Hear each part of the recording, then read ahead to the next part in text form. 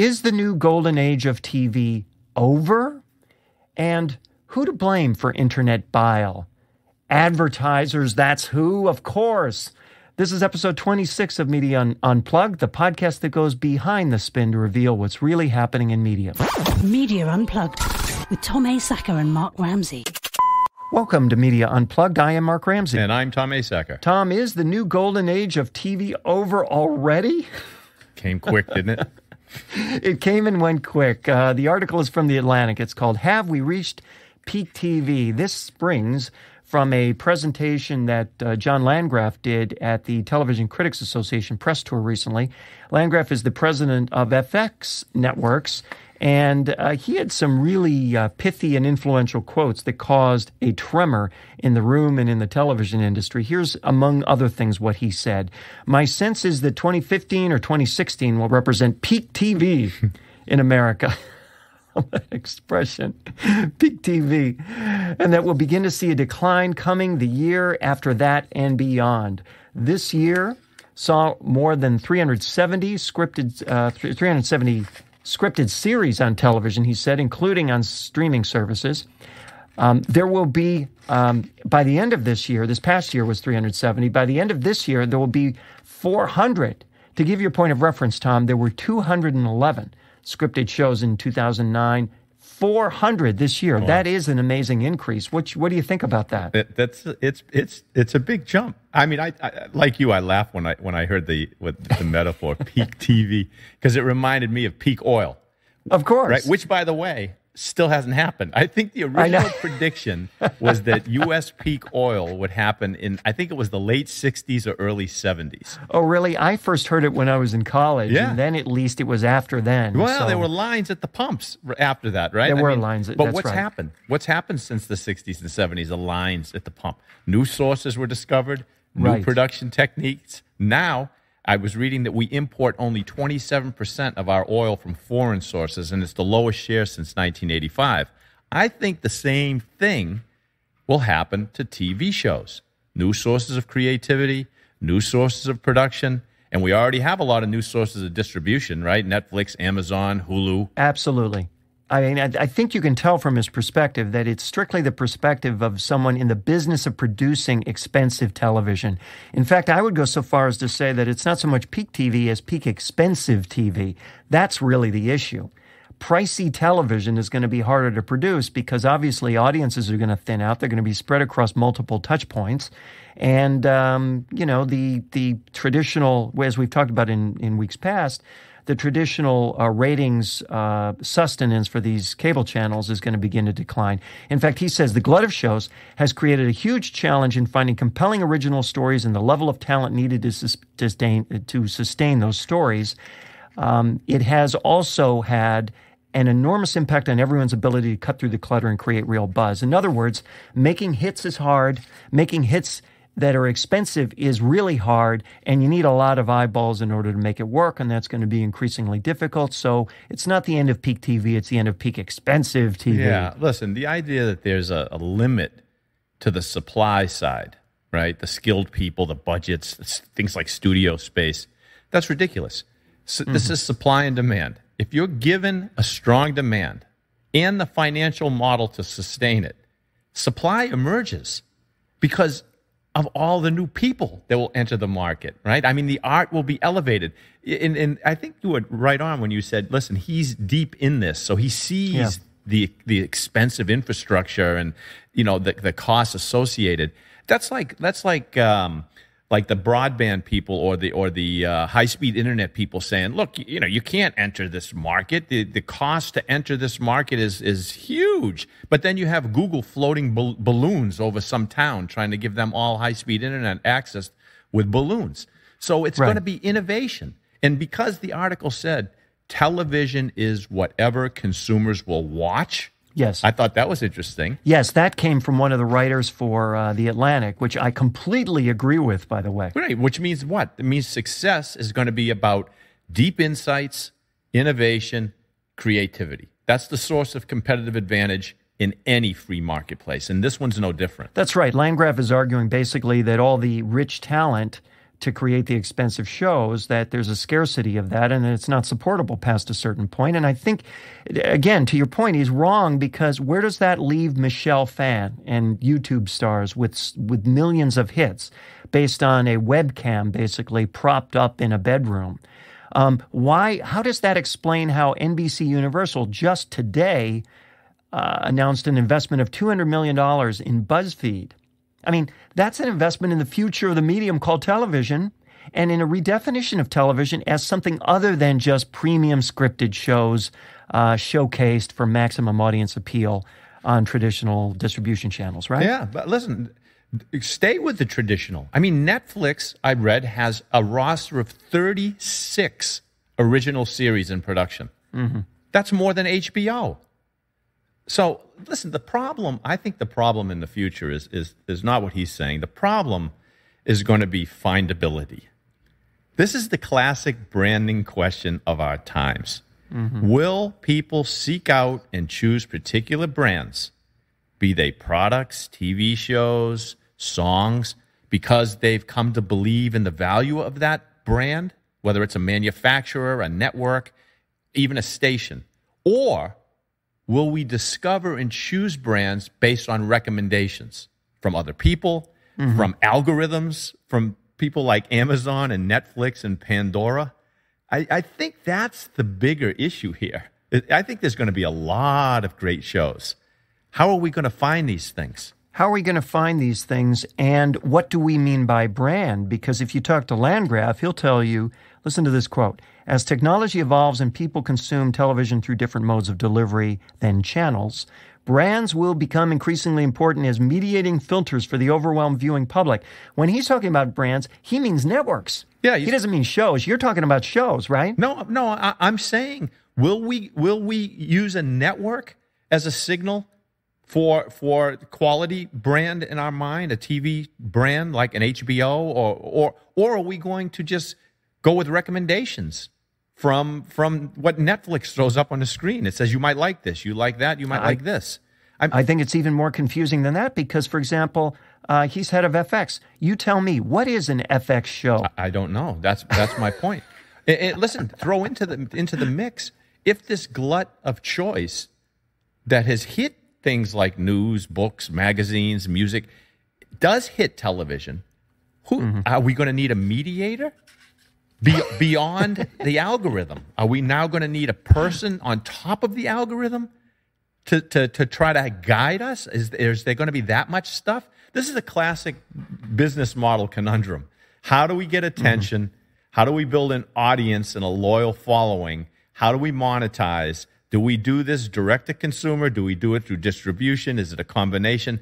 Every brand that I work with is facing the similar challenges in whatever products and services they're selling. You're certainly right about findability, and I'm glad you mentioned monetization, because, clearly that's the piece left out of his puzzle. All of this assumes that this monetization, the business model, is unchanged from what was historical, right? Whereas, look at Netflix. That's purely a subscription business model. Look at Amazon. Amazon is essentially using its television, its new video shows, whatever they're called, television shows, as reasons for people to find increasing value out of Prime, right? Exactly. And so technically, all these TV shows on Amazon are designed to increase the odds that you will help Amazon make money by selling books, right? Every time you buy a book, an angel gets its wings at Amazon. or a TV show gets funded. And a TV show gets funded. So it's about the business model. Absolutely. Yep. One other point made in this article, which I thought was worthwhile, was one of the writers said, "If I were Landgraf, I wouldn't be concerned about the glut of original programming debuting each season as much as the glut of outstanding vintage television that's now so readily available. There are 76 episodes of Friday Night Lights I've never seen and 63 of 6 Feet Under. Every time someone discovers a new old favorite on Netflix, that's 50 or so hours they'll spend not watching network TV." How true is that? That is true. Absolutely. You are listening to Media Unplugged with Tom Asacker and Mark Ramsey.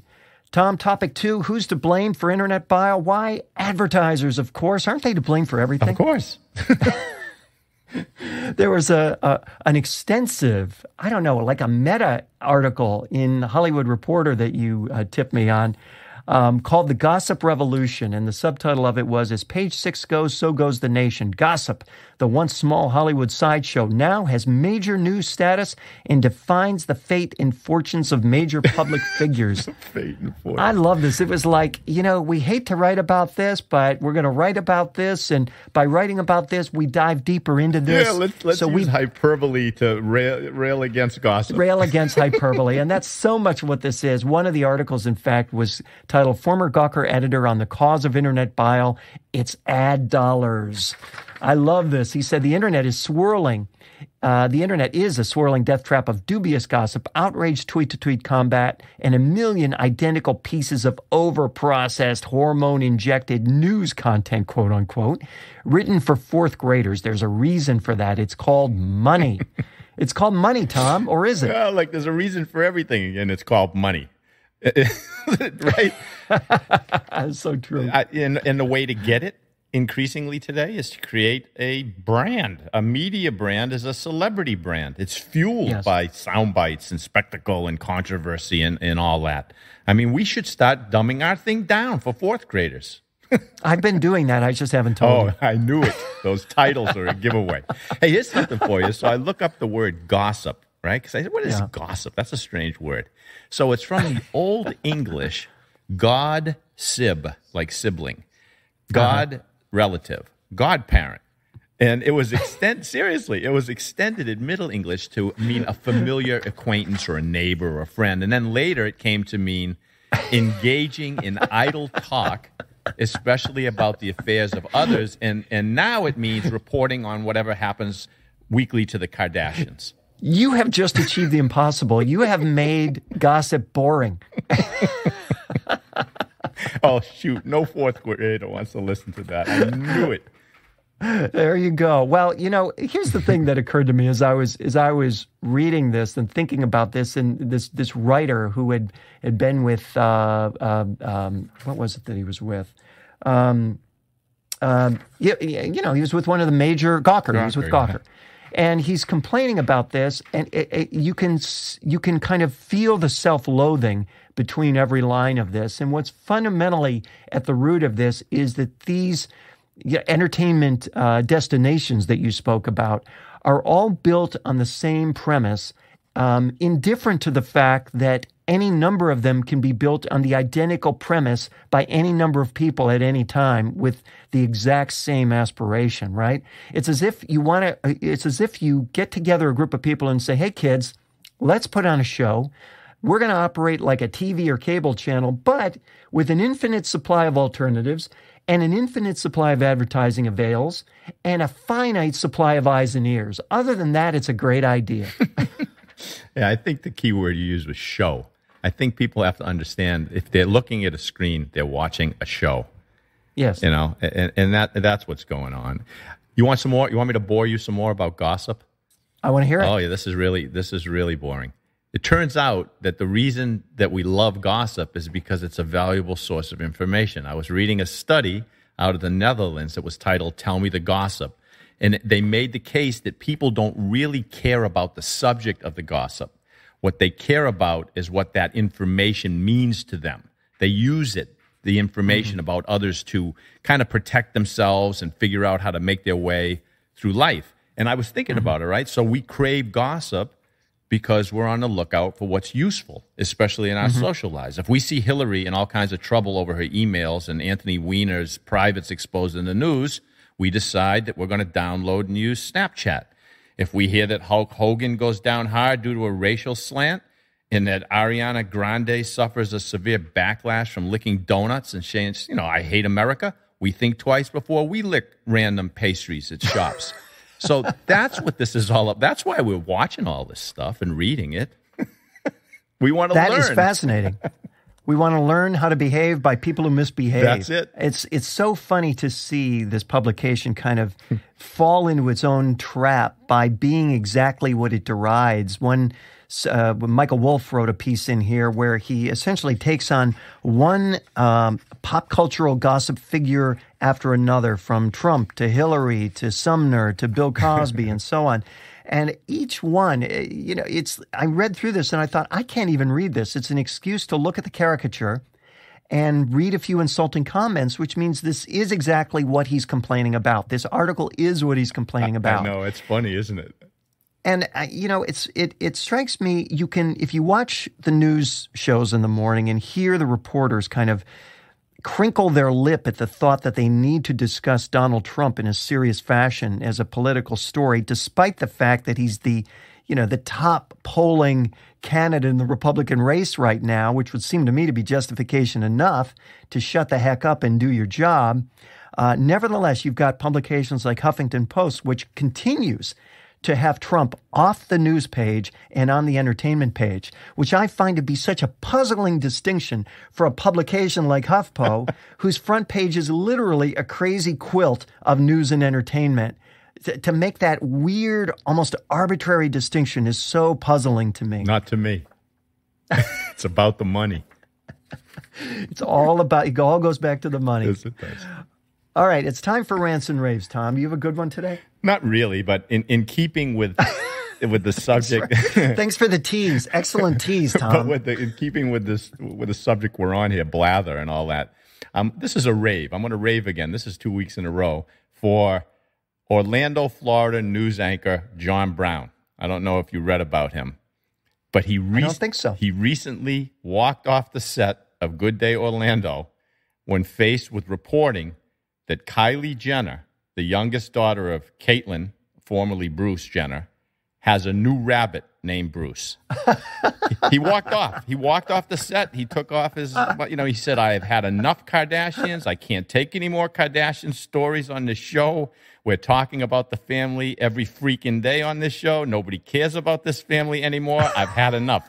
So I'm hearing this, and it wasn't quite as powerful, but the scene in the movie Network came to mind, right? The soaking wet, sure. raincoat-clad TV anchor Howard Beale on the edge of a nervous breakdown, standing up on set, telling all of his viewers to go to their window, open it up, stick their head out, and yell, "I'm mad as hell, and I'm not going to take this anymore."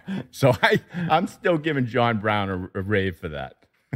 That's awesome. And don't you think he must find it just oddly ironic that his primary claim to fame, once again, is about the very topic that frustrated him to walk off the set? So the Kardashians have made him famous. It's irony, man. It's just so meta. It's unbelievable. It is. Okay. I've got, as usual, a rant and a rave. Somehow I keep coming up with one of each, and we'll see how I do this time. So I want to start with the rant. This is from Adweek. And the title of the piece is Periscope. We know that's the live streaming app, right? Periscope now has 10 million users who watch 21 million minutes a day. Live streaming got your attention yet? And I thought, what kind of junk data is this? You know how so many folks, especially in the digital landscape, like to pimp their downloads? They pimp these junk numbers that are just big for the sake of being big, with no meaning or value or utility or indication of engagement or ongoing return usage or whatever. It's just junk numbers. So here's the quote. The Twitter-owned company noted the progress in a blog post along with this humdinger of a data. You listen to the tone, right? Humdinger of a data point. Approximately 40 years worth of live streaming footage is being watched every day on Periscope. That equates to 21 million minutes every 24 hours. So I thought, I'll raise your junk data, okay? So I thought, let's focus on how many TV hours are watched. How many Americans watch television per day? Let's see, there are 300 million Americans. They watch an average of 5 hours of television per day. It turns out, Tom, that's 1.5 billion hours of TV per day, or 171,000 years of TV per day. So you can take your 40 years worth of TV, and I'll raise you 171,000 years worth of TV. Now, has that got your attention yet? How's that for a humdinger of a data point? Oh, you analytics guys. Junk data. I hate these junk crap statistics. I can tell. So that's my rant. Here's the rave. Star Wars themed lands coming to Disney parks. I heard about that. I just think this is so cool. First of all, let's go back in time a few years. In 2012, the Disney Corporation, founded by Walt Disney, bought for $4 billion Lucasfilm and all the rights to the Star Wars universe, right? Even at the time, even in 2012, the value of the Star Wars franchise and all its bits and pieces was rumored to be somewhere in excess of $30 billion. That was 2012. Gee. Well, fast forward. That's when there were, I think, 6 episodes, 6 chapters in the Star Wars franchise. Now, Episode 7 comes out this Christmas. Episode 8 is on the drawing boards. They just announced the director for Episode 9, Tom, which comes out in 2019. Wow. Meanwhile, there's a spin-off movie, which means an all-new Star Wars franchise called Star Wars Rogue One. New characters, new mythology. And at the same time, of course, at D23 Expo, Disney chairman Robert Iger announced the creation of 2 Star Wars-themed lands. The 14-acre parks will feature humanoids, aliens, and droids. He called it the company's largest single-themed land expansion ever. So what they bought for $4 billion in 2012 is worth countless billions of dollars today and into the future. This is the gift that keeps on giving. And it's an illustration of the power of a franchise to create brand extensions when that franchise is so inherently compelling and powerful. I just thought that what a great story, because it really illustrates that when you have a brand that's really got some juice, take it for all it's worth. Absolutely. Yeah, that was great. All right. That's Media Unplugged for this week. Please remember to subscribe to us at iTunes or on Stitcher. And while you're there, please rate the show. No, I really mean it. Please rate the show. It helps other folks discover us.